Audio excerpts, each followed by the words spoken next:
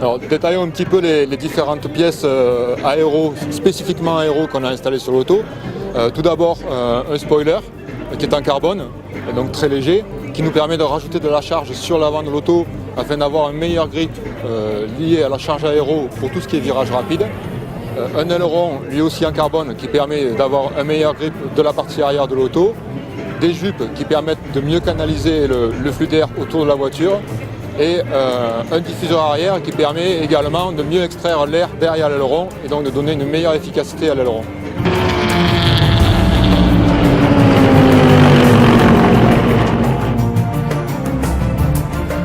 On se retrouvait avec une voiture qui a d'aspect extérieur pas énormément évolué parce qu'on voit toujours une R8 avec plus ou moins le même bouclier avant et la même arrière.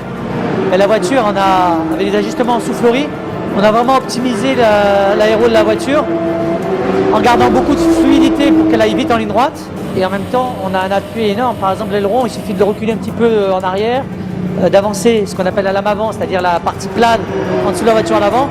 Et en évoluant sur la lame avant et sur l'aileron arrière, par exemple, on arrive à générer 5-10% de plus de charge aérodynamique qui permet à la voiture de rester plaquée au sol.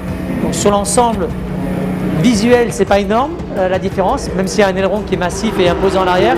Par contre, sur la façon dont la voiture évolue avec l'aéro, c'est vraiment devenu un step énorme. Et on a une voiture qui aujourd'hui génère beaucoup d'appui aérodynamique dans les virages et c'est certainement le point fort de l'Audi R8 dans ce championnat 2011.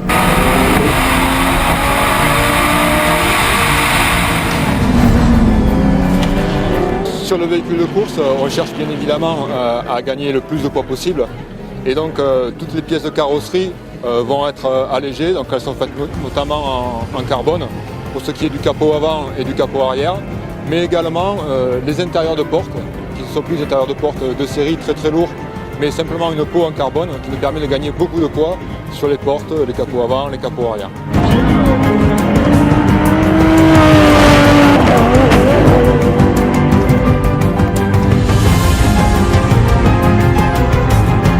On a un gros aileron, plus ça aide au freinage en fait. Voilà. Et ça aide aussi en passage de courbe rapide où plus on va vite, plus l'air appuie sur l'aileron et plus on a un train arrière stable. Par contre, plus on appuie sur l'aileron aussi, moins on a un train avant stable. Donc on doit vraiment régler, c'est assez fin comme réglage, on doit pas être gêné par l'avant et on doit avoir assez de grip à l'arrière pour pouvoir réaccélérer assez tôt. Donc le réglage de l'aileron arrière c'est indispensable.